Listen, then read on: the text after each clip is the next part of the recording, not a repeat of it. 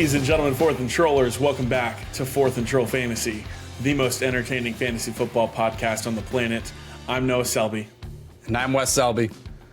And we are coming back at you with a Week 6 recap episode on this lovely Tuesday morning. It's going to be a fun time. Lots of things to talk about. Some upsets we got to break down, and not a hugely exciting week as far as like scoring and big performances and stuff like that for fantasy football and all sorts of things as such. But nonetheless, we are on to Week 7. I had to think about that. I can't believe we're at Week 7 already. That feels wrong that we're already at Week 7, but we are here.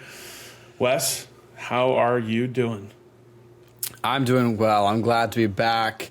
Feels like we are in the thick of the fantasy season. I mean, we are now entering the 7th week, but it feels like we know more or less what this season looks like, barring some injuries or some crazy breakout performances from players.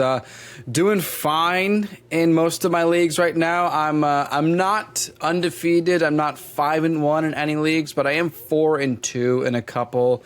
2-4 in a few as well, which isn't the end of the world, but gosh, I lost by less than a point in one of my leagues, and I fell to 2-4, and that is just the worst, because then you just start looking over your entire team, you're like, gosh, I mean, what if I just started this one player instead? Like, and then you start realizing all of the missed plays that your players and your team had. You're like, oh my gosh, what if they just caught one more pass? What if there was no clear pass interference that wasn't called on Darren Waller in the end zone? What if that happened? Actually, that would have been a difference, because I was up against the Bills' defense in that game that I lost by a point. Some more and that points allowed. I would have won. Yeah. Anyway, so I'm doing well, feeling good about fantasy. Life outside of the podcast here is great. How are you? Yeah, I'm doing good. I am actually still undefeated in my work league. Took home another victory this week, which was pretty awesome, on the back of Keenan Allen and Travis Kelce and A.J. Brown, Jalen Hurts. What a squad.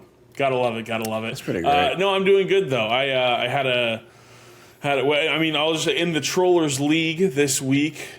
I had a showdown there. It went back and forth on Sunday, starting in the early window. Felt pretty good. Came out to a big lead. That was the league where I was in such a running back bind that I decided, you know what? I'm going to start Raheem Mostert, and I'm starting Savon Ahmed. Let's see how this goes. Whatever. Let's see how we go here. Combined for like 50-something points. It was awesome. It was so cool. So I was like, there you go. Amazing. Crushed it out of the park there. Went back and forth. My opponent had Josh Jacobs, Stephon Diggs, Austin Eckler, he had one other, Cooper Kupp, and Ramondre Stevenson. And I was up like a good bit. Like I was at a 70% chance to win. And I was saying, I'm not counting my win here. Those are 4 40-point ceiling players on your team ready to those are heavy hitters. Unload. Yeah, so it came down to Monday Night Football. I needed Justin Herbert to outscore Austin Eckler by like 4 points. Ended up pulling through. Got another win in the column there in the Trollers League. Moving on. Feeling good. Look at you. Overall, really good week. Really fun, exciting. And but like I said, not a ton of huge performances, and that's what we're going to talk about here in just a little bit.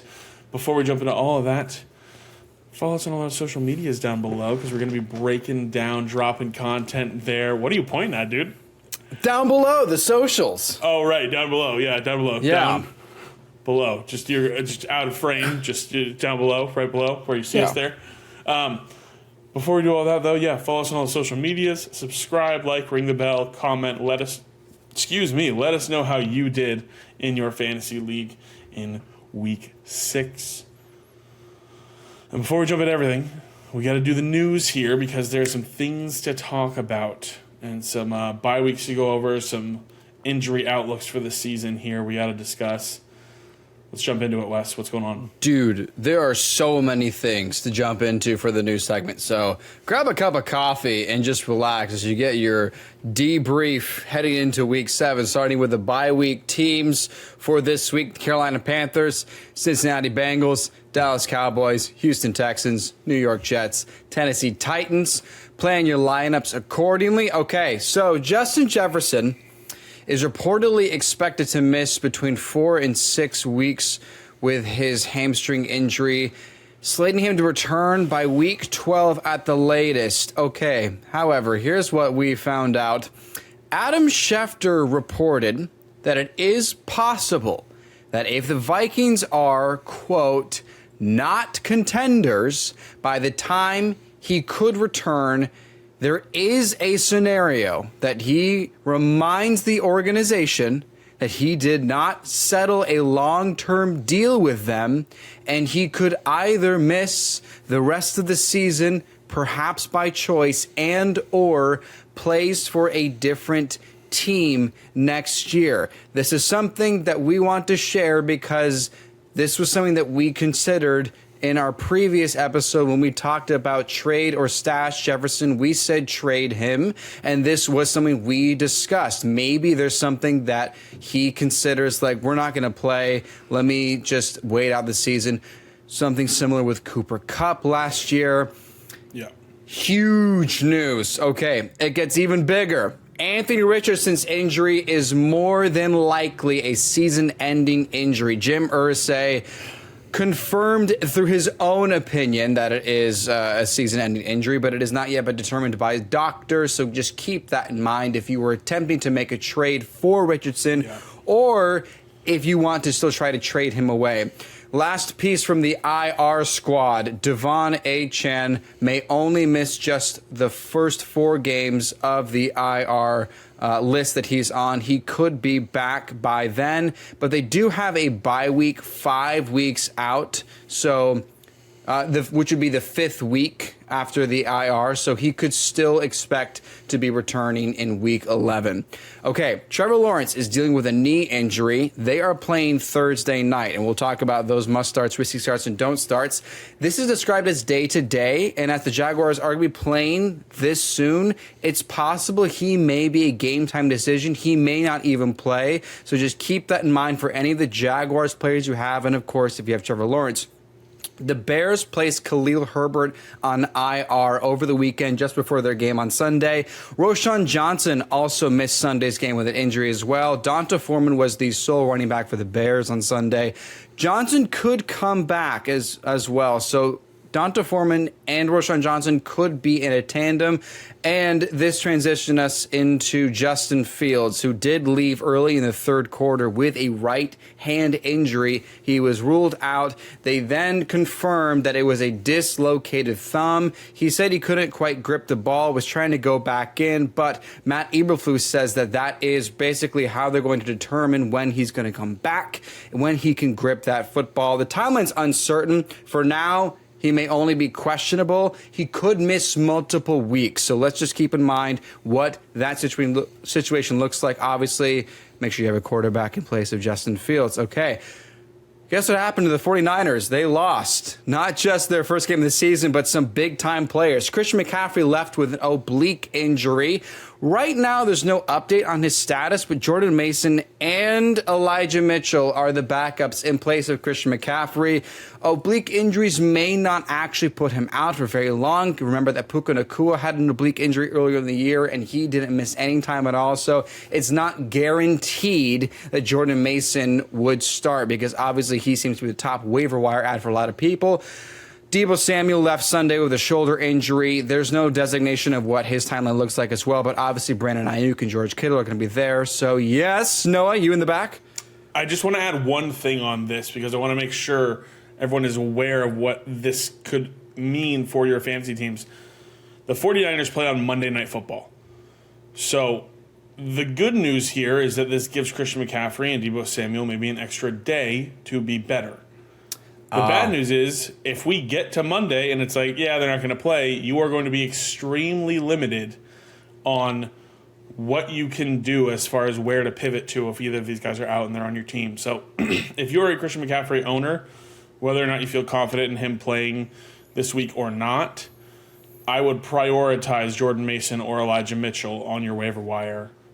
And if you are a Deebo Samuel owner, one, he should be on your bench, so you shouldn't be having an issue here. But two, if you were planning on starting him, he is somebody that would need to be, you need to have a pivot there as well. So just to make everyone aware, hopefully we'll have more of an update by Friday, but I just want to point that out real quick just because it's a little bit of a tricky situation with the 49ers here this week. And you've always been a very good advocate for using that flex slot to manage injuries or game time decisions. So thank you for continuing to preach to us to make sure we do that. Speaking of which, hey, more injuries here. Daniel Jones is still dealing with his neck injury that he sustained against the Dolphins. The Giants are working out multiple quarterbacks as backup options. Obviously, we saw Tyrod Taylor play. He would presumably, play in place of Daniel Jones should he miss any more time. Quarterbacks that are also injured. Ryan Tannehill was carted off the field with an ankle injury in their London game. Malik Willis took over for Ryan Tannehill, and if he does miss any more time, it would appear that Malik Willis would be the starter. There's no clear designation if Tannehill is going to miss next week, but apparently, Mike Vrabel said that it's similar to what Tannehill sustained last year. Obviously, Tannehill missed multiple weeks. Keep that in mind for any of you that are still, for whatever reason, starting Titans players in your fantasy lineups. Okay. Kyren Williams and Ronnie Rivers both suffered injuries on Sunday. Williams sustained an ankle sprain, and Rivers sustained a PCL sprain. Ronnie Rivers is likely to miss several weeks, while Kyren Williams may just only miss next week, and that's a may. Either way, rookie Zach Evans is the next man up, and should either of them miss any time, or Rivers, or if Kyren Williams is there, he could be in a tandem with Williams, or could just be the sole back for Los Angeles. He could be a clear priority for your waiver if you have Kyren Williams. Jimmy Garoppolo left with a back injury, also against the Patriots. So many quarterbacks are hurt. My goodness. He's going to be out for some time. A bad week. Brian Hoyer took over for the back or under center for Garoppolo. If he's going to miss any more time, we're going to assume Brian Hoyer is going to play as well. And we saw what happened with some players like Devontae Adams and how that turned out. We're going to talk about him a little bit too. David Montgomery left that game as well. Not the same game they're playing against, but David Montgomery left Sunday as well with a rib injury. He's going to be out for some time. Dan Campbell confirmed that. We don't know exactly how long that is, but we do have a feeling that does mean multiple weeks. If Dan Campbell is going to say some time, it's usually how it's gone. There is optimism Jahmyr Gibbs is going to be back for Week 7, but fifth-year running back Craig Reynolds will fill in for the Lion amidst these injuries. And, of course, knowing that Gibbs just doesn't play on the field for the Lions, Craig Reynolds will see the field in some way or another. Hey, just a quick reminder that Deontay Johnson is eligible to return from IR this week. Let's go, baby. Come on. Come on. This might help us out a little bit here. Hopefully he plays this week. I got some teams that he's been in the IR spot since week 1, and I'm ready for him to come back and be able to play. He's available in my work league. He's just sitting there. So I'm like, waiver for him. Dude, yeah, if anyone watching is in my work league, please don't. I don't know who to drop. I have to drop a defense because I have so many other good players, but I just need him. Anyway, 2 last pieces of news here. Thanks for hanging on. Hopefully that coffee's good. Hey, Leonard Fournette. You know him, right? Yes. Super Bowl champion Leonard Fournette is scheduled to visit the Buffalo Bills today. He is supposed to help take place of Damian Harris's role, who suffered a scary neck concussion injury, was driven off in an ambulance on that game. James Cook and Latavius Murray pretty much split the backfield during that time. So obviously, if Leonard Fournette does actually sign with the Bills, that could affect that running back rotation. Last piece here. Remember, we're heading into Week 7. That trade deadline is coming up for the NFL, which means that Adam Schefter confirmed for us that the Broncos are indeed taking calls for their wide receivers. So keep that in mind for those that have Jerry Jeudy or Cortland Sutton or are interested in either of them for any reason. Week 8 is the deadline, if I'm not mistaken, for the NFL teams, so we've got a little bit of time. That is it for the news. So much to keep track of now. Let's talk about this very interesting Week 7. Get us hyped up, Noah, and then let us down. Let's do it real quick, just for fun. I want to let you know. For fun?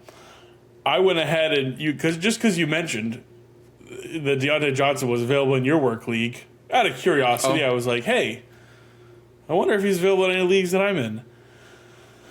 And Wes, in our family and friends league with your dad and my brother and all that stuff, he was just sitting there, and because he is on IR, he did not play. And because I have Jeff Wilson on my roster, who's also on IR, who didn't play, I just went ahead and just picked up Deontay Johnson. You gotta be kidding me! I'm doing the news, man. I can't do anything about this. I'm doing a show. And you're sabotaging. That's it for the news. Listen, this just goes to show you we still benefit from each other here on 4th and Troll Fantasy. I suppose. What a time to be alive here. Man, what a good time. Sorry, I had to get that in there before Hyped Up and Let Down. Listen, let's jump into it. Hilarious. Hyped Up and Let Down. Short week for Hyped Up and Let Down. Like I said, not a ton of big performances that happened. Hyped up, obviously, the Miami Dolphins. Raheem Mostert, 34.2 fantasy points. Tyreek Hill, 28.3 fantasy points. Tua Tagovailoa, 28.5 fantasy points. Straight ballers. There you go. Nothing more to say about it. That is just how that went. And hey, another guy who had us hyped up was just on the other side of the ball there. Adam Thielen, again, 11 catches on 13 targets for 115 and a touchdown, 28.5 fantasy points. Adam Thielen, I don't know where he's at this point as far as where he's ranking on the year. We'll be reviewing our preseason rankings compared to where they're at now in just a couple weeks here. I'm going to check for us. But it's hilarious. I mean, I'm sure he is top 7. I mean, I bet and I wouldn't be surprised if he's top 5. You want to know? Last guy here. Yeah, tell me. 3. Yeah, I was going to say, could he be top 3? And I was like, 3. okay, Tyreek, Jamar Chase, and Adam Thielen. Look at those guys. It's Stephon Diggs. Oh, is then it? Then Thielen, then Chase. But yeah, Adam Thielen is top Unreal. 5. And of course, Puka Nacua, as we all suspected. Yeah, unbelievable. I love it. As we all expected here. And then, hey, Detroit Lions wide receiver Amon-Ra St. Brown. 30.4 fantasy points, 12 catches on 15 targets, 124 yards, and a touchdown. Special little shout out to Craig Reynolds for the block on that touchdown for Amon-Ra St. Brown. Baby. Oh my goodness. One of the best blocks I have ever seen. It was freaking awesome. Just 5 guys there have us hyped up. And just a few guys here have us let down. Brock Purdy, 9.7 fantasy points this week. Disappointment in the weather, against the tough defense. I know a lot of people want to say, well, he didn't have Christian McCaffrey and he didn't have Deebo Samuel. Oh man, he only had George Kittle and Brandon Ayuk and the best defense in the NFL. Get over it, all right? Listen, Brock Purdy sucks. He had his worst game of his career. That's just how it happened. Everyone has one of those days, and that's how it goes. Listen, it's funny. I heard somebody talking about it on Monday saying, Brock Purdy had his worst game of his career, and like 8 days ago he had like his best game of his career. It was just that's how that happened. Yeah. And so, listen, they'll be all right. 49ers will bounce back. They're a great team, great scheme, great offense. They'll be fine. Quick shout out to Bryson because Noah, you did end up helping our fan Bryson because he listened to you between Mahomes and Purdy. Yeah, look at that. So because he believed in what you said, he ended up starting the better of the two. I hope you won because of it, but at least you didn't start the wrong quarterback. Yeah. Shout out Bryson. There you go. Hey, and then I already mentioned him here. You got George Kittle. If McCaffrey and Debo are out, they've got to be. Kittle's got to get all the work, right? Yeah, 1 catch for 1 yard. So there you go. There's that. Jamar Chase, 14 fantasy points this week. Not necessarily a lose you the week kind of week, but after a 52-point week 2 weeks ago, we had to point out here that Yeah, we're let down by anything less than that at this point. So there you go. He did get 13 targets though, so he is obviously involved. The Seahawks defense really buckled down after that first quarter. Joe Burrow had like 120 yards in the first quarter, and then he finished with like 190 or something like that. Like it was just not a great game after the first quarter for them. And then Austin Eckler on Monday Night Football comes back, has his return. Tough defense, and I wondered how much of a workload thing it would be. He still did get 20 opportunities, but 14 carries for just 27 yards. That Dallas run defense was giving him nothing, and Kellen Moore knew it. Troy and Joe kept saying, they want to try and establish this run, but they just cannot get anything going here. Cowboys run defense was killing it. That's going to be it for Hyped Up and Let Down. Now let's jump into Fluker for real, because we got to talk about, obviously, the names that you're considering here for your lineups. What do we think? What's going to happen? And we've got somebody returning to Fluker for real for the second week in a row, a tight end for the Atlanta Falcons, Kyle Pitts, 14.3 fantasy points, 4 catches, 6 targets for 43 yards, and a touchdown. Finally gets his 4th touchdown of his career. My goodness. Good for him. Fluker for real, Wes. I'm willing to say for real. I'm willing to.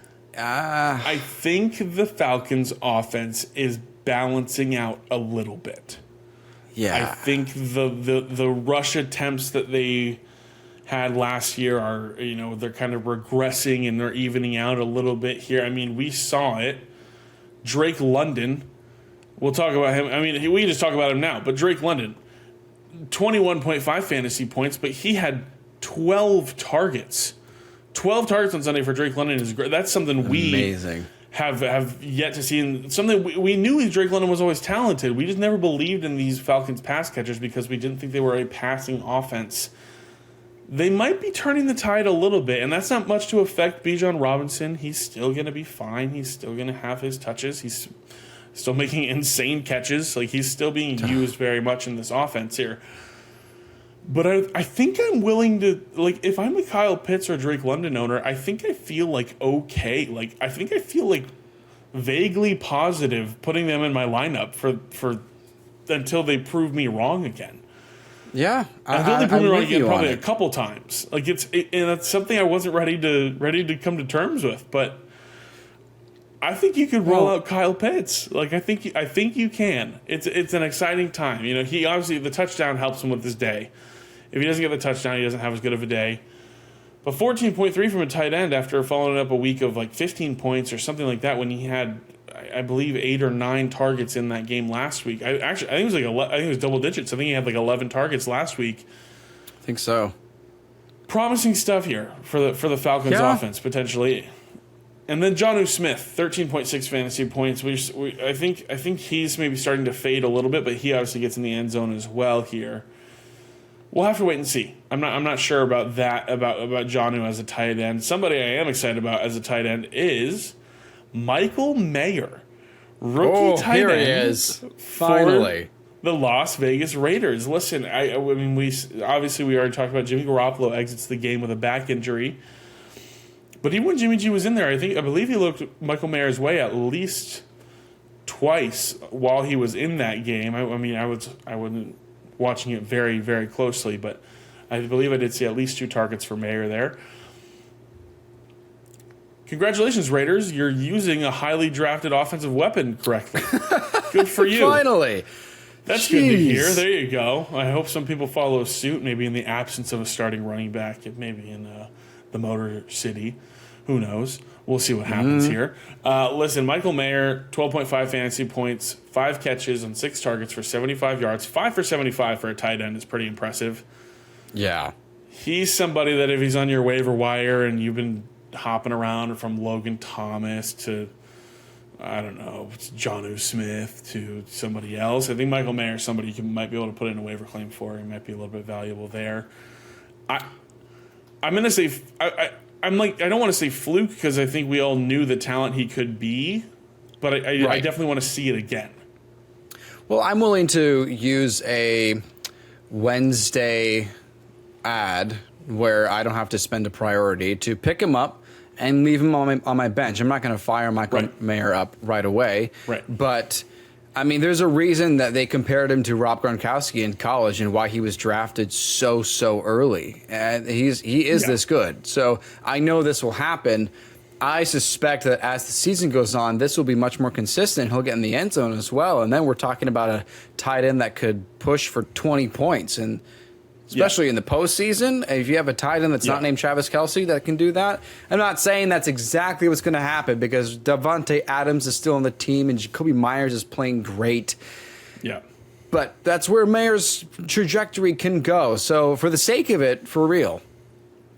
Yeah. Yeah, there will be better things to come here with Michael Mayer. I think it's going to be exciting, to watch him develop here and to play out. Tyler Boyd, Cincinnati Bengals wide receiver 3, 16.8 fantasy points, 7 catches on 7 targets for 38 yards and a touchdown. Yeah. I'm going to call for real on this. Dude. I'm going to call for real here, and I want to, and I'll just give context to it. Tyler Boyd, listen, for a flex play, I think you can put Tyler Boyd in a flex if you need him every single week. Because Tyler Boyd has had 7 or more targets in every single game since week 2. Now, I know T. Higgins has been out, and I know that the offense is figuring things out, but in a game where we found that the Bengals were kind of maybe figuring out the offense a little bit, especially after last week, where they were competitive. They looked like they were playing a little better. Joe Burrow didn't seem to be hindered by the calf too much. It just felt like more of a kind of like a bummed out game, kind of like we had all across the league this week. Yeah. Tyler Boyd gets in there 7 targets and finds the end zone. Now, listen, again, if he doesn't find the end zone, it's not as good of a game. But I drafted Tyler Boyd in our listeners league, in our trollers league, Wes, because the trollers listened to us so much that they drafted all the people that I was excited about. So I was like, oh, same. Friggin', okay, I guess I'll take Tyler Boyd. Like, I don't know. Like, I guess we'll see what happens here. And I realized dude has quietly been getting really good volume. It just hasn't resulted in much. I had to roll him out this week. Pick the right week to do it. There you go. But I think that Tyler Boyd is probably maybe someone that people don't think about rostering. He might not be rostered in your league. I think he's worth picking up. He gets the looks. And so 16.8 very well could be his best game of the season. But by no means am I like, nah, this is a fluke. I don't know how I can say that when somebody is getting 7 targets or more every single week. So that's where I'm at on Tyler Boyd. Well, it's a bit of a teaser for our bad section of Fluke for Real because compared to T. Higgins and how it's been for T. Higgins lately, yeah, I'm leaning the same way you are on Tyler Boyd. It just feels like if he's getting this much attention in the offense, clearly Joe Burrow wants to get him the ball. He's running his routes well enough to get 7 targets. And if you take out the touchdown, full PPR game, more than 10 points. That's not the worst thing in the world. So, I mean, obviously, there are going to be games I think is going to... I think 38 yards is pretty low for Tyler Boyd. That's what I was going to point out, is that the 38 is the biggest concern here. And so he definitely needs to have better games. I want to look at his game log. Something tells me that's probably his lowest yardage output of the season. So you say, we're on the same page that, the touchdown helped him get over 10 points. But I say for the same reason, the 38 yards is why he didn't have even more, because I think... it's a toss-up. You get one or the other. Maybe you get both, and he has a weak winning performance. But, yeah, I'm with you. I'm willing to say this is for real. And, obviously you can sell high and see what you get or package him to get someone that's really good as well. I have no problem with that. But Tyler Boyd's been doing well. Yeah. So he this is pretty much where he's riding at, is this around this 40-yard mark. Pretty much every single week. So, I mean, he went 6 for 52 in week 2, 5 for 39, 4 for 26, 6 for 39 in the Cardinals game, which he had a touchdown called back in that game off of a penalty. He did score, yes. but it came back there. So that could have been a better day for him. And then 7 for 38 in the touchdown, his first of the year. But 11.2, 8.9, and then a 6.6, but then a 9.9, a 16.8. Like, if you're in a deep league, Tyler Boyd, you could pop in as a flex if you need just like 10 points around there, something like that. 12-team league would be a great option for Tyler Boyd. Yeah, I think specifically. Which is where I have him. When in our Trollers League West is a 12-team league with a deeper starting lineup as well. 3 wide receivers and 2 flex in that lineup. So more things to consider there as well. So that is why I do have him there and why I was able to enjoy the benefits of him finding the end zone here. But Tyler Boyd, deep league stash for sure, getting the volume. Dalton Schultz, hey, 2 weeks in a row now, he finds the end zone. He's getting the looks. He's getting targets. 16.1 fantasy points. I'm going to say fluke on this because I think it could continue until we get Tank Dell back. These things are what coincide here. Is Tank Dell has been gone for 2 weeks, and now Dalton Schultz for the past 2 weeks has been a solid look and a solid play. But when Tank Dell returns, I'm going to need to see what the target outlook is like, because I thought his career was going to go die in Houston, but hey, he's had a couple of good weeks here, so it's good to see Dalton Schultz doing well. I like the 7 targets. I like the 61 yards off of 4 catches. I mean, it's a lot of yards per catch, and a touchdown. I mean, all those stats are really nice, and it's a consecutive week of this kind of performance.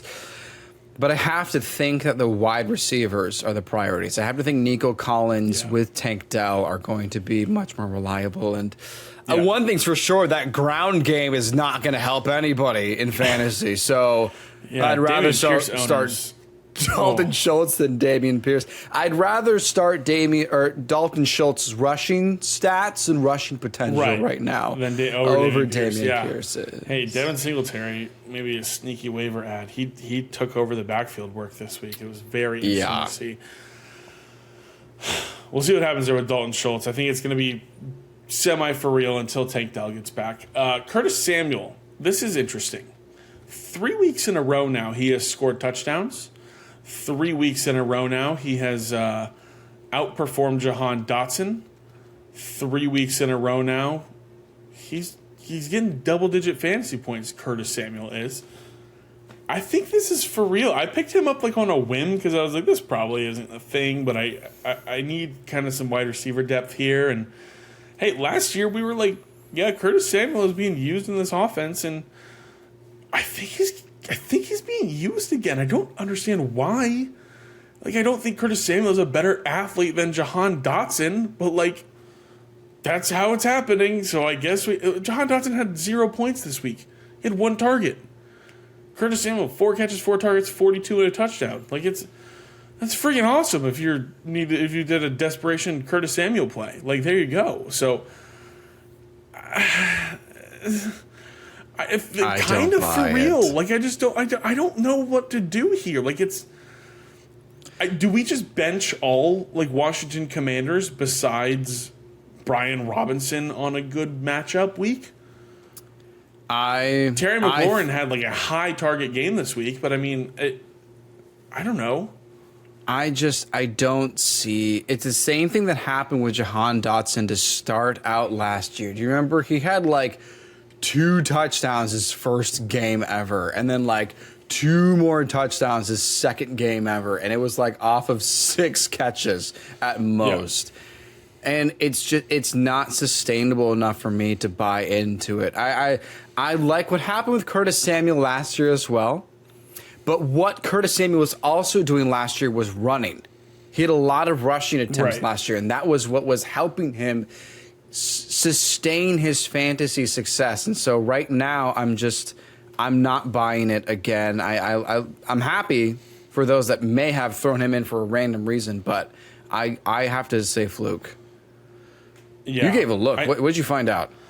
Well, do you have a guess on where Curtis Samuel is ranked so far this season? Like wide receiver? Yeah, I actually do because it's related to our Thursday night. It's somewhere in like the teens or 20. It's a little further back than that, but Curtis Samuel is the wide receiver 24 on the season. 24. I didn't realize in week 1 he had like a productive game then too. He's Curtis Samuel since week 1, 11 points, and then 6.2, and then 7.4, but then 18.2, 18.5, and then 14.2 this week. And I'm like, he scored a touchdown in 3 straight. I don't know. It feels like Gabe Davis like to me almost, but like I'm like baffled that he is a top 24 wide receiver right now. I gotta pray. Let us know in the comments. What do you think about the Commanders team? Going on here? Is Curtis Samuel reliable? 3 straight weeks with a touchdown. Is that sustainable? What do you let us know? Drop a comment. Give us your opinion on this because we're kind of torn on this. Yeah, and while we're here, I mean, we'll just discuss Sam Howell, 24.3 fantasy points, 151 yards, and 3 touchdowns in their victory over Atlanta. Bit of a difference from their Thursday night game in Chicago when they threw the ball 51 times, only 23 passes in this game. They were able to rely on the ground game a little bit more. It's kind of fluky, but Sam Howell is, whether it be the system or whether it be what he's kind of doing here, he's producing for fantasy. So he might be like a matchup dependent, like streaming option if you're in need, if you've got people on a bye week this week, if you're in a bind there, I don't know why you would have Tannehill, but if you just lost Tannehill or maybe you had lost Justin Fields, like Howell may not be a terrible option. I don't know who they have on the schedule this upcoming week. Oh, the Giants. So, hey, maybe Sam Howell is going to be a stream of the week. Who knows? There you go. I don't know. Josh Allen didn't do all that great against the Giants defense, dude. Well, here's my take on Sam Howell. He's definitely a great fill-in for a bye week or an injury. He is working in fantasy. I would not qualify him as a starting quarterback in fantasy. But in this bye week, we've got Joe Burrow out. We've got Dak Prescott out. We've got C.J. Stroud out. Yeah, Sam Howell can certainly take over for one of those 3 quarterbacks, and you'll do just fine. So even though 151 yards is barely anything in this NFL, that's 3 touchdowns, fine. Either way, he's going to get you points, and for real. Yeah, you should be all right. Kareem Hunt, 16.1, has a little bit of a good game here, even though he is still behind Jerome Ford here, and Jerome Ford still had himself a fine day as well in NFL standards. But Kareem Hunt has 16.1 fantasy points, 12 carries for 47 yards and a touchdown, 3 catches for 24 yards. I mean, he still played behind Jerome Ford. Jerome Ford played 38 snaps. Kareem Hunt played 28 snaps. Is this a changing of the guard here, or was it just like, hey, we need to do whatever works against the 49ers to be able to win this game? I'm calling a fluke on this. I think too. I think Jerome Ford is still the lead back, and you've got the exact snap count numbers, but the percentage is Jerome Ford 50 and Kareem Hunt 37. And it's a backup quarterback starting. So let's not forget that whenever Deshaun Watson feels like playing football again, that'll change. But, I mean, just also for the context of the game, they fed Jerome Ford for that final drive to get that game-winning field goal. That is what they did to wind down the clock. It wasn't in Kareem Hunt's hands. Sure, Hunt got the touchdown, but for me, this is a fluke, and sell high and buy low on Jerome Ford. Yeah, I think this is a good opportunity for that. Rashid Shaheed, 18.3 fantasy points, 2 catches. They go for 85 yards and a touchdown and a couple carries for 18 yards. He had 6 targets, 18.3 fantasy points. I think this is fluky. I think when you catch a deep ball touchdown and then your only other catch is like another like pretty deep ball catch, you're going to have a decent week. So if anyone played him, they're happy. But I don't think he's a reliable start. We'll get into that a little more in our Thursday Night Football preview. But I just think it's a bit fluky here for Rashid Shaheed. Shaheed. Zach Moss, hey, 17.9 fantasy points. Another week with Jonathan Taylor. Another week where Zach Moss is the better fantasy scorer.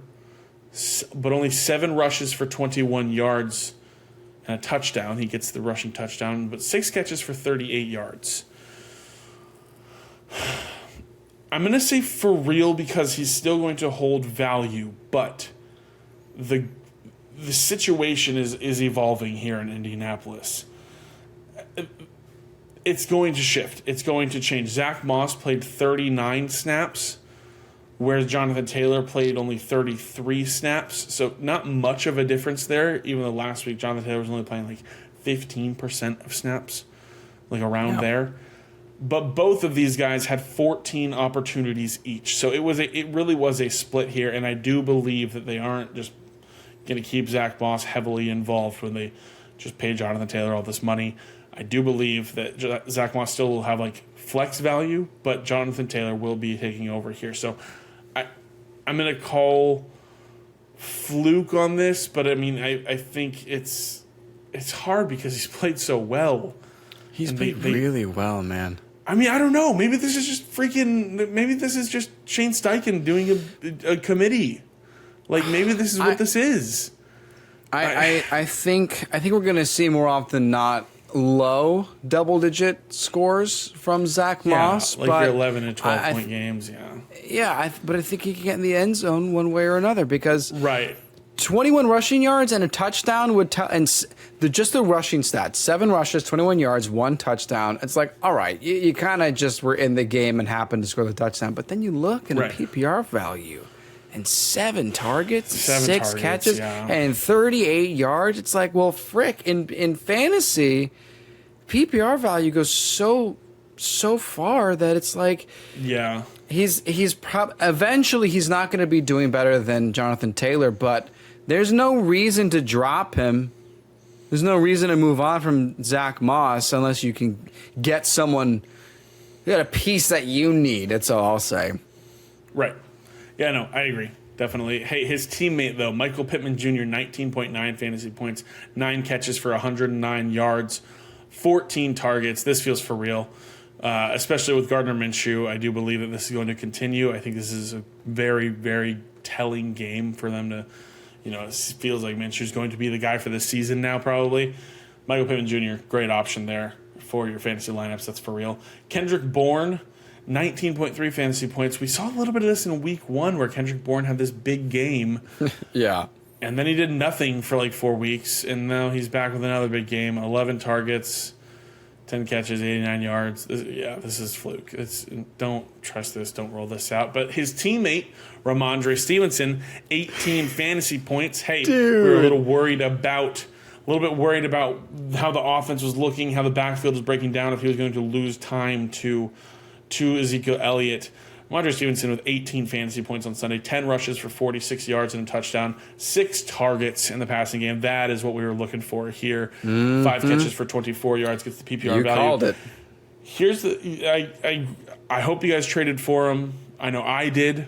I know my wife did. I know another one of my buddies did. This is a good thing here. You did. Yeah, you did this morning. I forgot about that. You had that offer on the table and smashed accept. There you go. Ramondre Stevenson, though, 39 snaps to Ezekiel Elliott's 23. And I don't know if you guys were watching that game.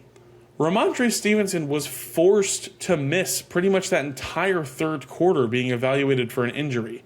And he still outsnapped Ezekiel Elliott 39-23. Yeah. Here's what happened. My wife was out. I was watching the games. I knew she had just traded for Ramondre Stevenson. She got home. I said, hey, you're looking like you're going to win your matchup this week. I do have bad news, though. And she was like, who got hurt? And I was like, Ramondre Stevenson, the guy you just traded for.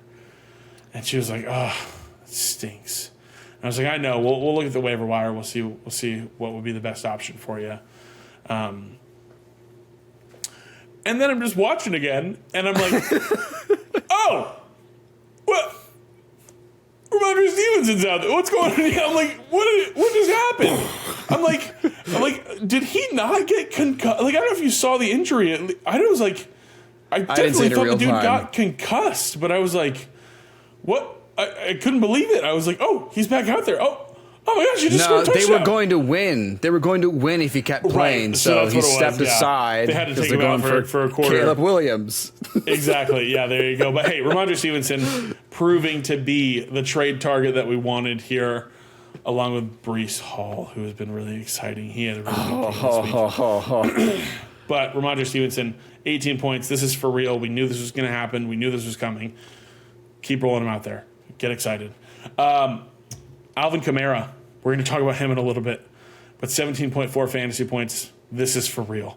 I'm going to leave it at that. Dude. I'm going to leave it at that because we're going to talk about it on Thursday Night Preview, but I just 17.4 is for real, and I love Alvin Kamara. That is where we're at with this. Zay Flowers, baby. Zay Flowers, 6 catches on 8 targets, 50 yards, and a touchdown, his first touchdown of his NFL career. Does it in London. Gotta London, love it, man. He gets it done in London. If you guys didn't see his touchdown celebration, it was awesome. He mimed that he was like carrying like a basket of flower petals, and he was just dropping them down the aisle after scoring his touchdown and he's giving himself his flowers there. But hey, this is for real.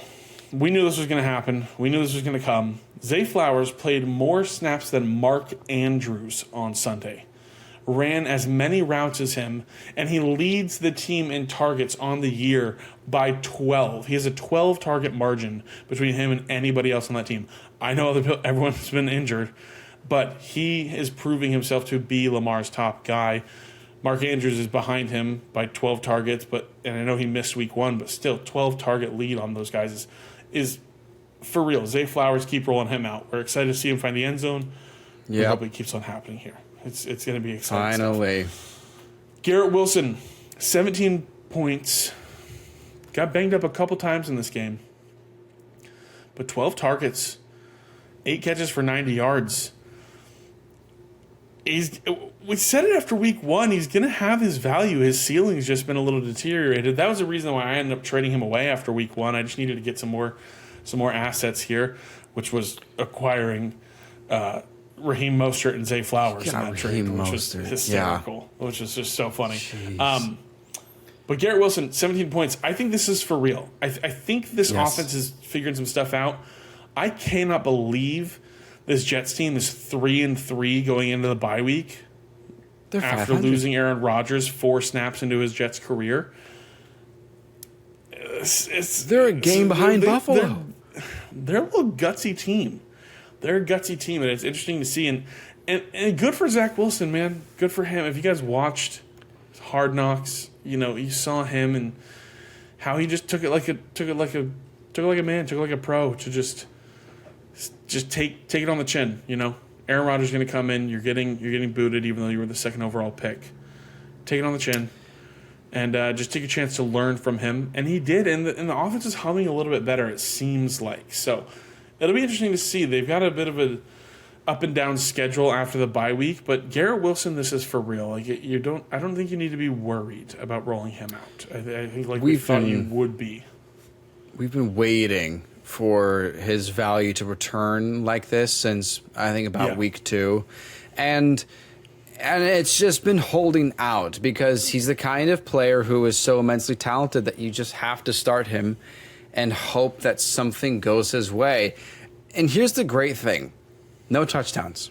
I love when a player is on Fluker for real on the good segment without a touchdown, because that to me just solidifies his stats, his productions. It's sustainable. 8 catches, 12 targets, 90 yards. I mean, you know what I also think is really contributing to why Garrett Wilson is even more for real than just a really good game against the Eagles is Breece Hall is balling. I was going to say, do you want me to guess, or are you just going to keep rolling with it? Because I was going to say that. Keep going.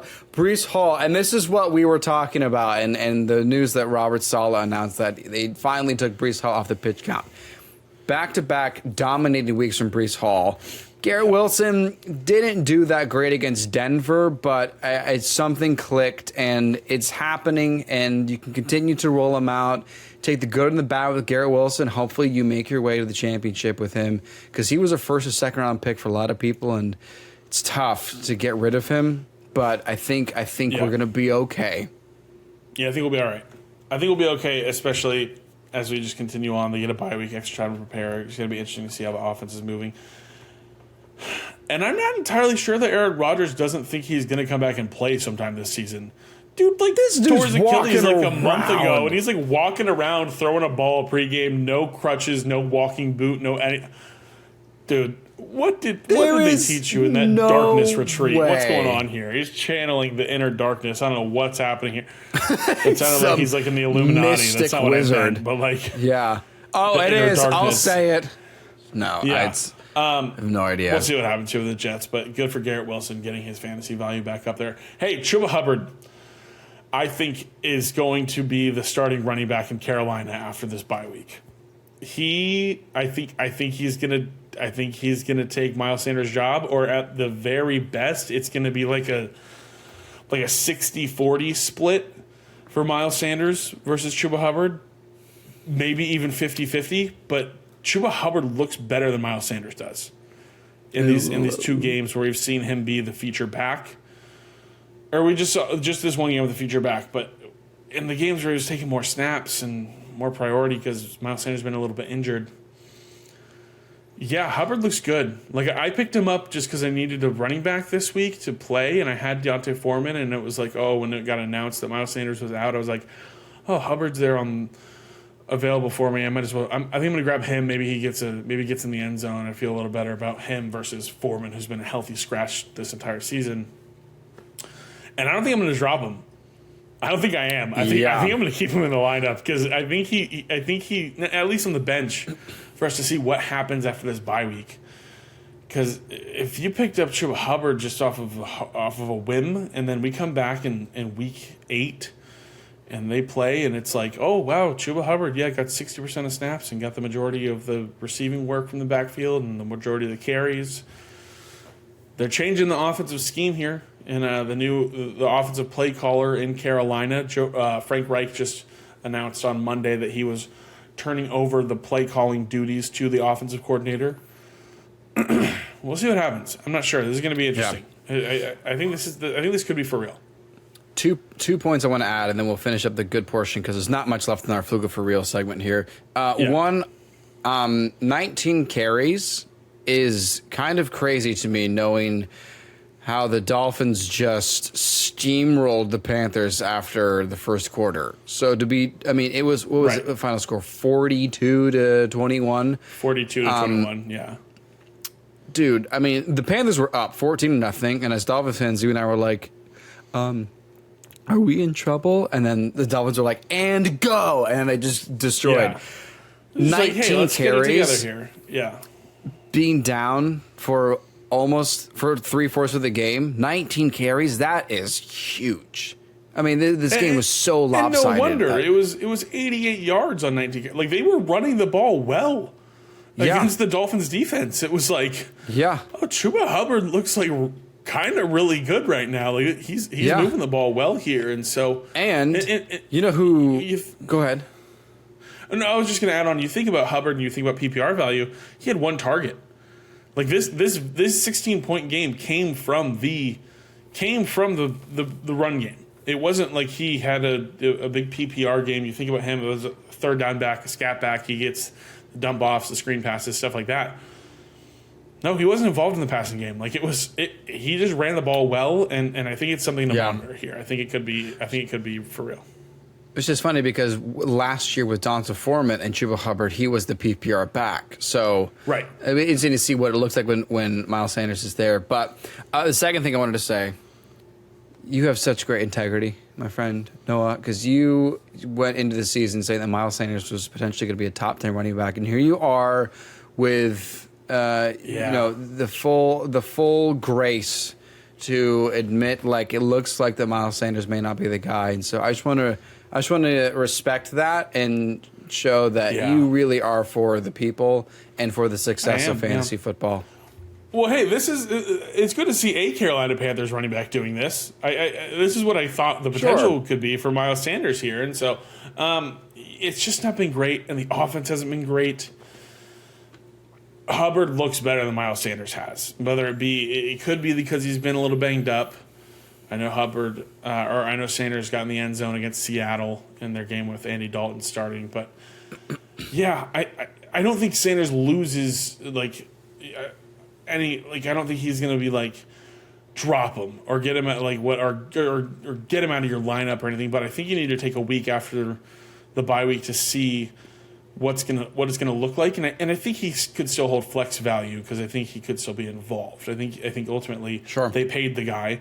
They want to play the guy they paid, or hey, maybe he gets traded. He could be a trade deadline candidate. We'll have to see about that. But definitely going to be interesting there because I know they are looking for a true number one wide receiver. Huh. Who knows what that means because they traded one away to get the number one overall pick. Anyways, hey, Wan'Dale Robinson, another guy here we're just going to talk about real quick. 14.2 fantasy points, 8 catches on 8 targets for 62 yards. He was a sleeper guy last year. It seems like he is finding his place in this offense to be able to get 8 targets. I know it was with Tyrod Taylor.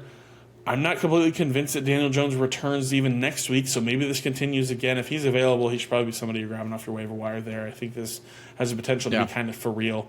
When you get 8 targets and you catch every single one of them, you garner a little bit more trust in the offensive coordinator's mind and the quarterback's mind, that kind of thing. So he is going to be involved for sure. He is the slot guy. He should be involved. Brandon Cooks, hey, who would have thought he would almost outscore CeeDee Lamb on Monday Night Football? He finally gets involved here. 4 catches, 4 targets, 36 yards and a touchdown. He has the one carry on the end around. 15-point week for him. He helped me win a week in a dynasty league, actually, just because I needed to throw somebody in there. And the guy I was playing against had CeeDee Lamb, and I was like, okay, I just can't let CeeDee Lamb outscore Brandon Cooks by 6 points. And I was like, yeah, fun, that's going to happen. And then it does, so there you go. So, fun times there. But this is I want to see it again, but it's encouraging. It's exciting to see Dak Prescott being able to use more weapons than just Tony Pollard and CeeDee Lamb. So I do want to see it again here, but this is interesting. I was like pretty high on Brandon Cooks last year. I do as well. So it's exciting to see Brandon Cooks be involved. Let's get those targets up a little bit. The yards obviously aren't there. He gets saved by a little bit of a touchdown, but we'll see what happens there. And then lastly, Savon Ahmed, 12.4 fantasy points. Fun game to watch. Exciting to see him score. Obviously, he helps me win in my fantasy in the Trollers League. This is a little bit fluky, though, I do believe. I think once Jeff Wilson returns, we're going to need to see how this backfield plays out. But 1 week wonder there for Savon Ahmed. Thank you, Savon. I appreciate the help here. It's amazing how reliable Miami Dolphins players are in fantasy. Right. You need to fill in. Nobody's there. Just gotta throw in Chosen Anderson. See, maybe he sneaks in for a touchdown. If he gets another 75-yard touchdown. Hilarious. Exactly. Yeah, they're the best offense of all time. Yeah, let's jump to the bad side of Fluker for real quick. Jump through some of these guys here. Some big names on here. Puka Nacua, 6.6 fantasy points. This is a fluke. Buy low if the Puka Nacua manager is freaking out in your league. I know I own Puka in a lot of leagues. I'm not freaking out. I'm ready to keep rolling it back out there. Here's why. Puka Nacua, 33% target share. 33%. He got a 33% target share while Cooper Kupp had a 40% target share. He dropped a touchdown, a diving touchdown in the first half that would have been a challenging catch. He might have been able to bring it in, but he ended up dropping it. So disappointing week, but if someone's freaking out, buy low. I'm serious. Puka is going to be just fine. When you're getting over a 30% target share, it's not something to worry about. I have nothing to add. I think this is a fluke. He's going to be just fine. Yeah. There you go. Devontae Smith. This one's a little tough. This one's tough because for the first couple weeks, we saw an offense that we thought, hey, week 1 was a little bit of a throwaway, some bad weather, weird game against the Patriots. We'll see what happens here. And then I was like, this Vikings game. He got the deep ball touchdown, and then he got the deep catch, and we're like, yeah, that's the guy we knew. And then since then, he just hasn't really been a factor for this offense. It's been A.J. Brown. So Devontae Smith with 9.4 fantasy points. The encouraging sign here is the 11 targets. That's the encouraging sign. But he does not look like himself, and A.J. Brown does seem to be the clear-cut alpha receiver. It does seem to feel like A.J. Brown is going to be frequently the first look in this offense. So it's not necessarily a...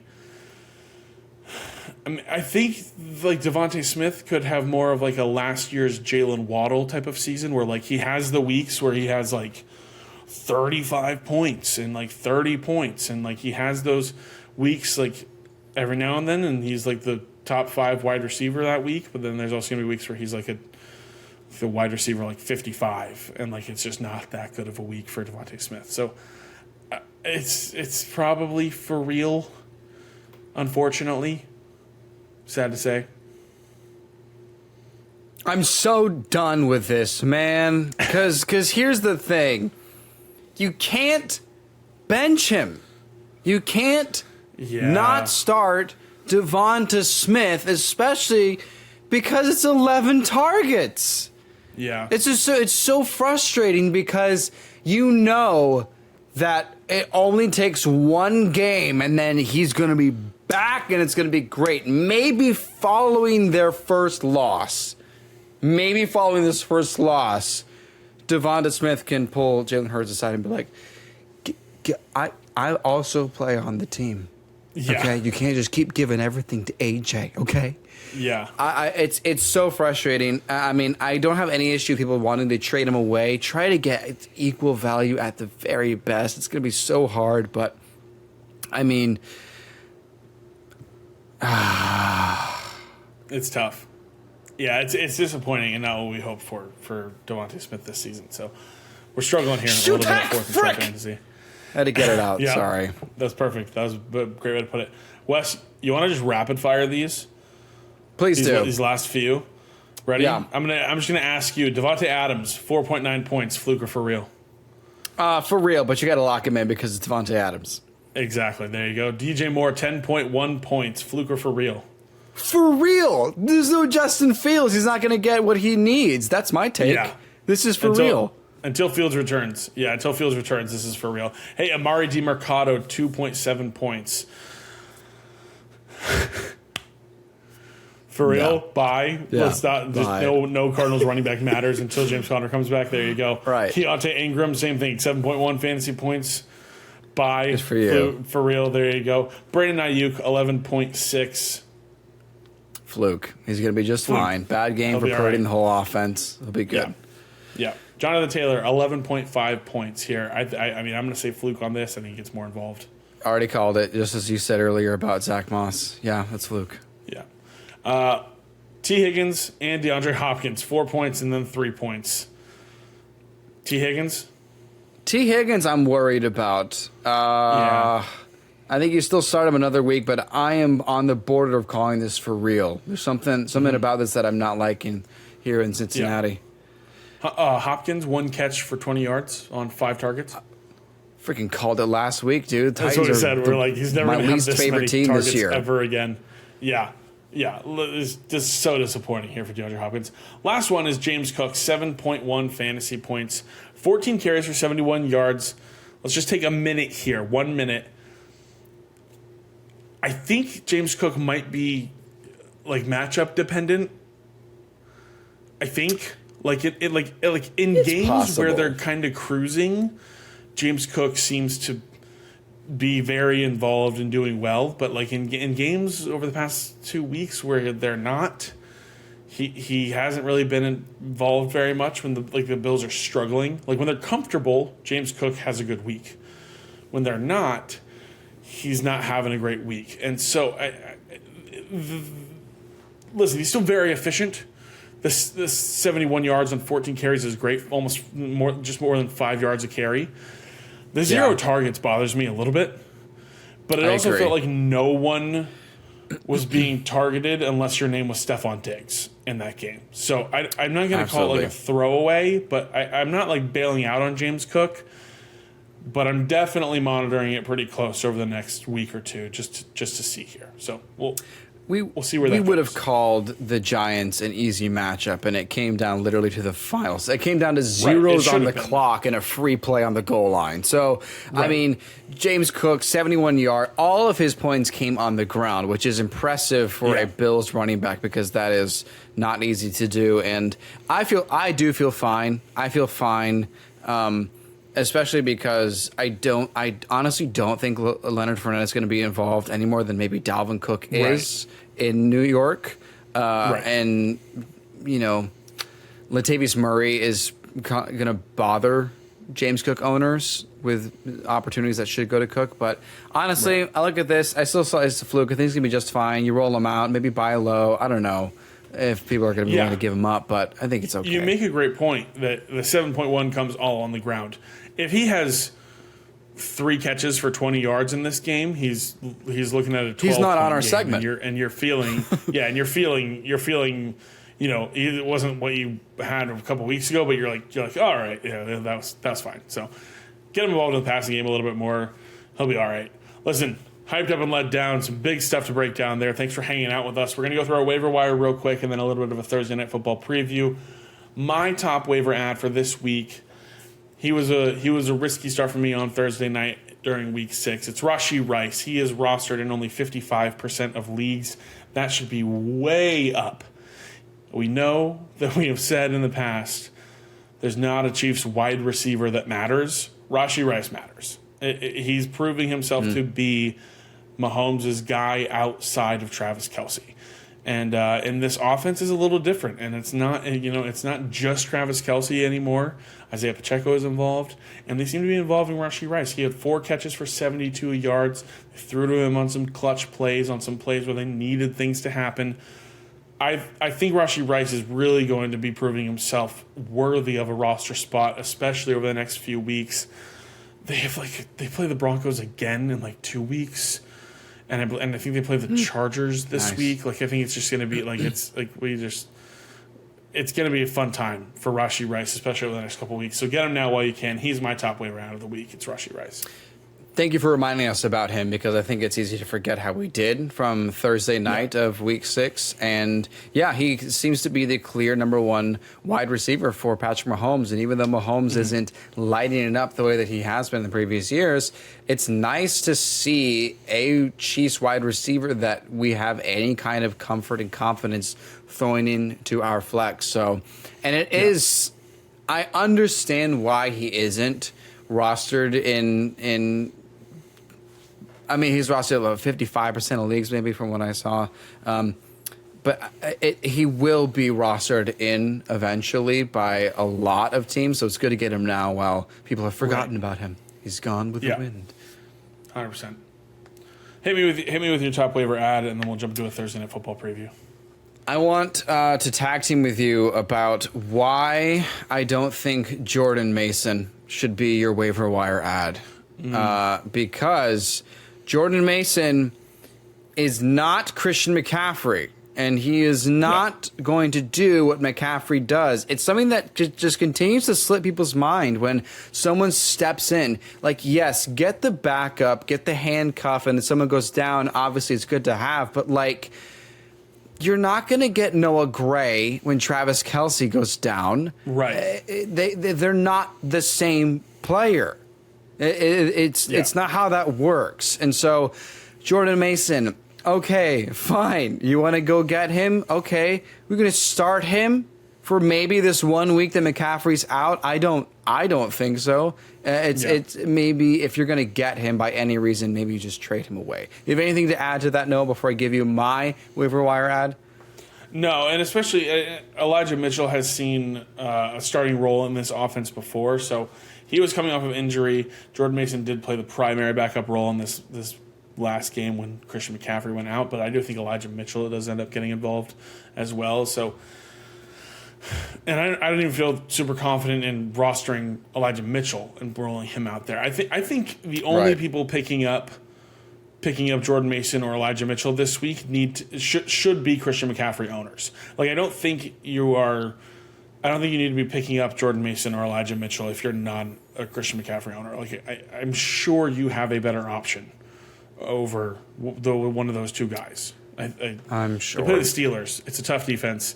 So that's it. That's all I got to say about that. Let me know who. I'm excited to hear. I don't know this. Who is your waiver? You don't know yet. You don't know because it literally took until I hit record for me to decide because I could not figure out who I wanted my waiver wire to be, and I have settled on Titans running back Tajay Spears.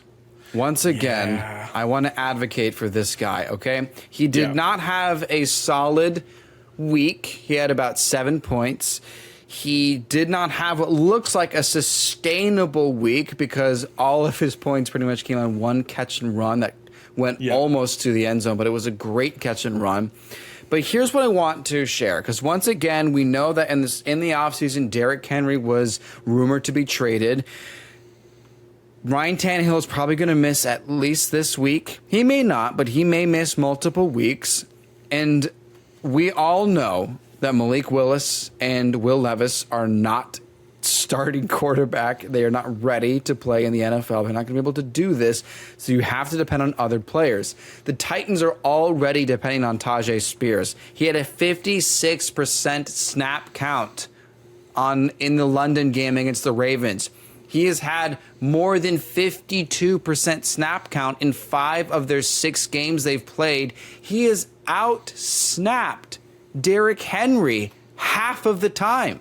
3 of the 6 games, he's been on the field more than Derrick Henry.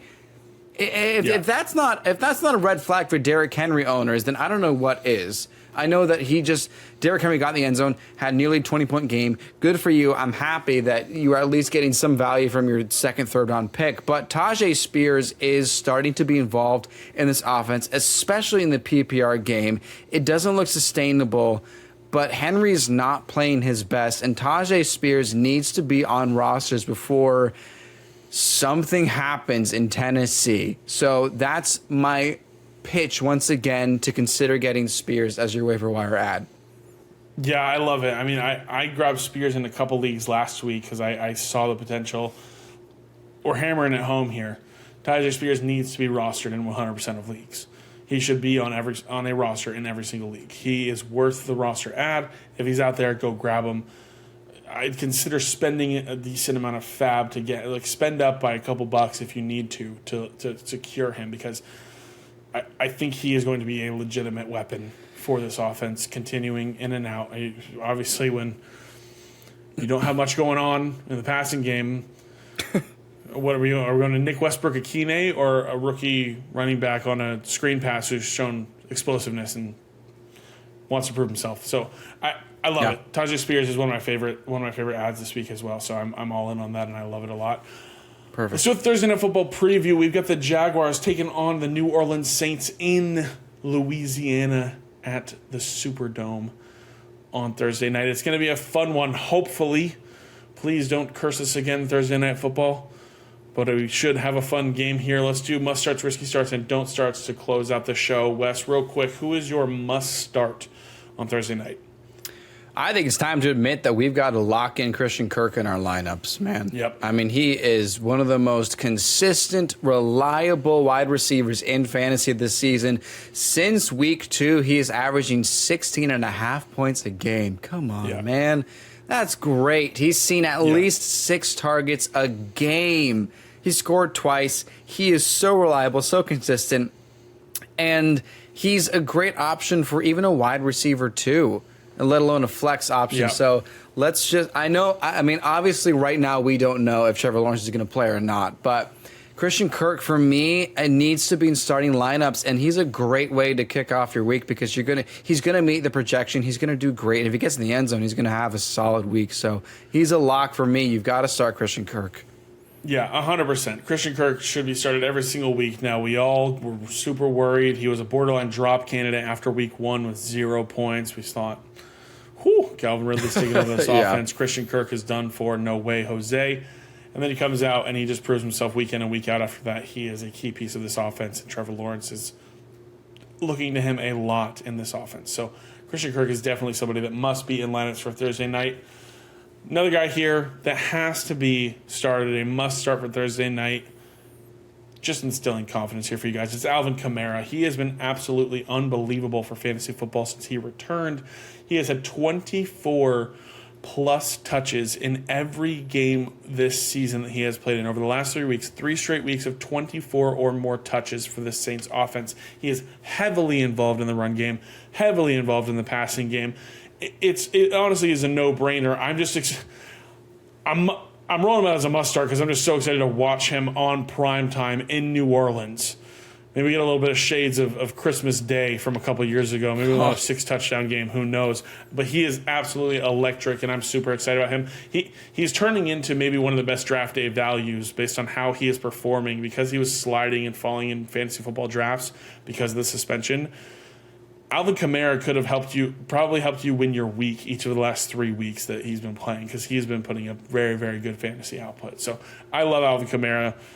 I'm excited for him rest of the season, and he's so heavily involved in this offense that he belongs in lineups for sure. Must start for Thursday night is Alvin Kamara. It's so uncharacteristic of Alvin Kamara to have 19 carries. Like, right? It's not the way he's been, and maybe it is just a change in Derek Carr. And also, I mean, I thought it was a joke when he came back and he had like a billion catches for 6 yards, and it was like, he was like running back 4 on the week. But you know what I also think is contributing to why Alvin Kamara's done so well these first 3 weeks? It's because Derek Carr is missing an arm, man. He had an AC joint, and he was like, I'm going to be out for 4. I'm back. No, I'm not going to. No, I'm back. And it started for every game since then. And I think it's kind of like Ben Roethlisberger in that last season where he's like, oh, my gosh, like I just got a Kamara.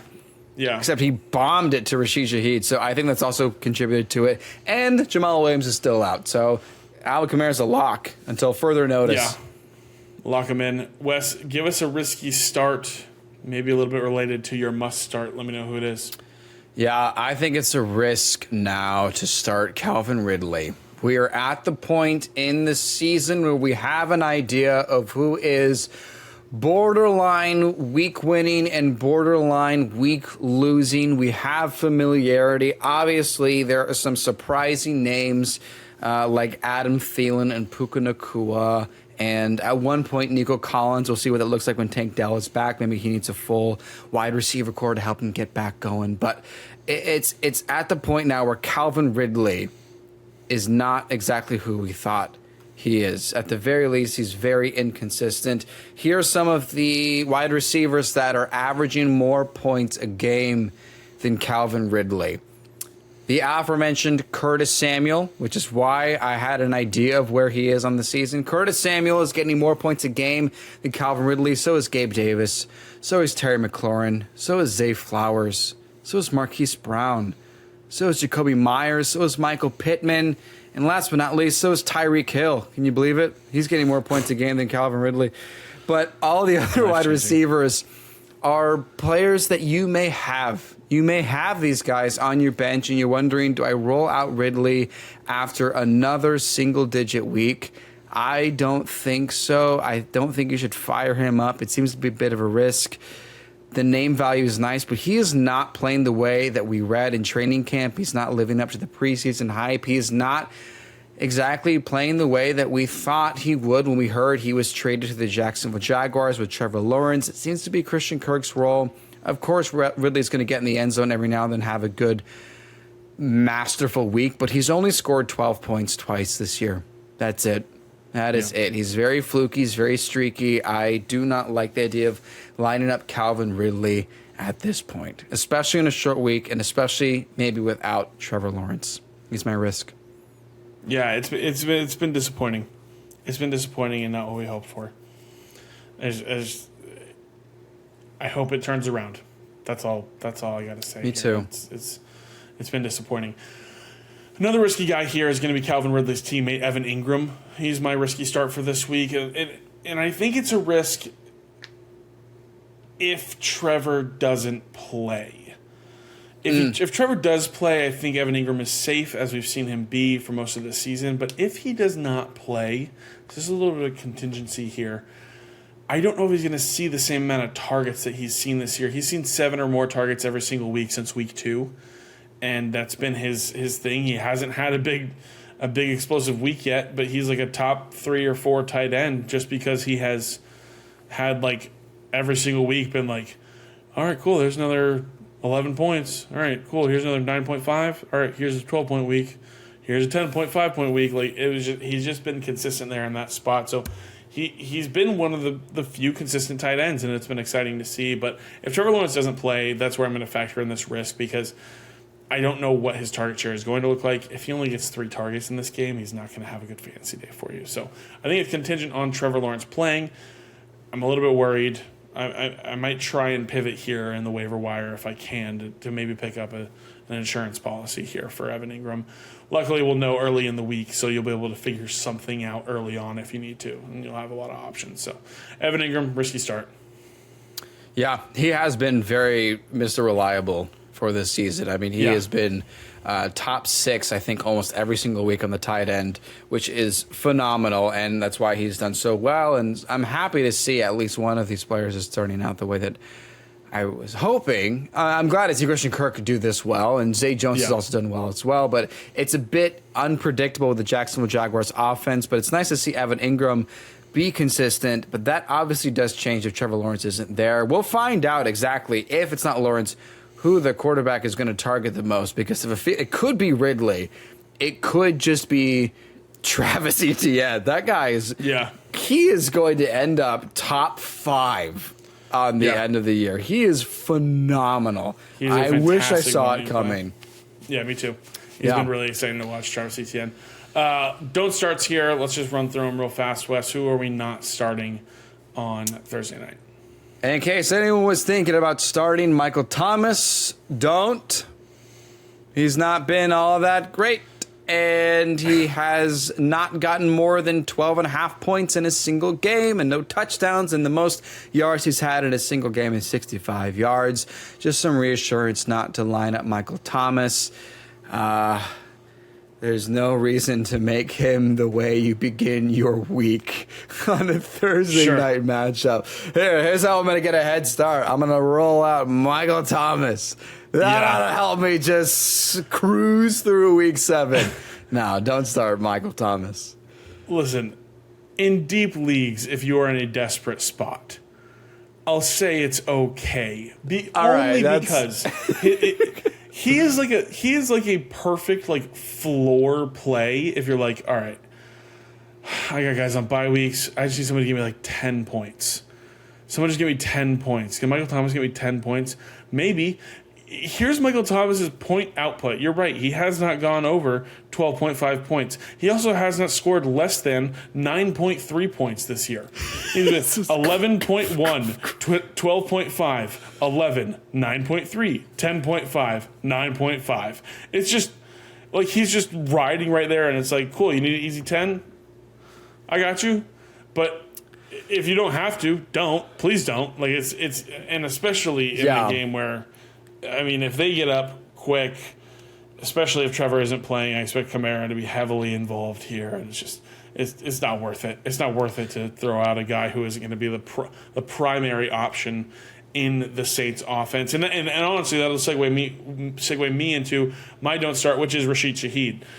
Listen, same reason as Michael Thomas. You just can't really rely on him to start you out on your week, and especially with Rashid Shaheed, you can't count on the big play guy because it's so inconsistent. Same thing with Rashid Shaheed and Jamison Williams are like the same player to me right now at this point. It's like, all right, you're going to play 4 snaps, but on 4 snaps, you're going to run a go route, and we might find you on it, and we'll see what happens. That's how with Jamison Williams. He played 16 snaps on Sunday. Like that's just a little side note there. He should not be in lineups if you're thinking about that. Don't be fooled by the touchdown. Sell high if you have Jamison Williams. But Rashid Shaheed, can't count on him. Don't put him in your lineup. Don't be fooled by the big play touchdown. It's going to be not something you're going to be excited that you did. So easy as that. Easy as that. That's all I got. That's all I got. That's going to close out the episode as well. Hey, thanks for hanging out with us. Let us know in the comments down below what you're doing with your team here. Let us know, are you holding on to Devonta Smith? Are you holding on to Kyle Pitts? What's going on? Who's going to be your top waiver ad? Who are you dropping the most fab on this week? Let us know in the comments. While you're down there, subscribe, ring the bell, drop a like, make Teddy the Troll smile by following us on all our social medias below. And we will catch you guys on Friday for a Saints versus Jaguars Thursday Night Football recap. And as we look forward to Week 7 of the fantasy football season and give you some studs and duds for Week 7. We'll see you on Friday. My name is Noah Selby. And I'm Wes Selby. And this has been Fourth and Troll Fantasy. Fourth and Troll Fantasy is a production of FQ Media and Selby Artistic Workshop.